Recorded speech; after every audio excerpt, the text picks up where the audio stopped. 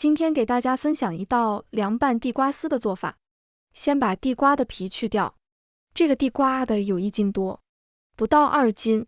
然后把地瓜切成丝，不需要切得太细，尽量选用这种黄心的地瓜，吃起来更脆。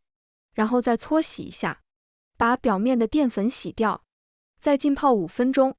泡地瓜的时候，咱们切点胡萝卜，把胡萝卜先切成片，再切成丝。青椒去籽切成丝，锅里加清水，先把水烧开。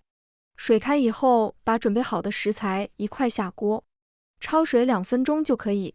然后捞出来过一下凉开水，里面放点葱花，不喜欢的可以不放。2勺生抽，1勺白醋，少放点盐，根据自己的口味放适量的辣椒酱，把它拌匀。超级简单的凉拌地瓜丝就做好了，看着是不是很有食欲？吃起来酸脆爽口，开胃又下饭，喜欢的朋友一定要试一下。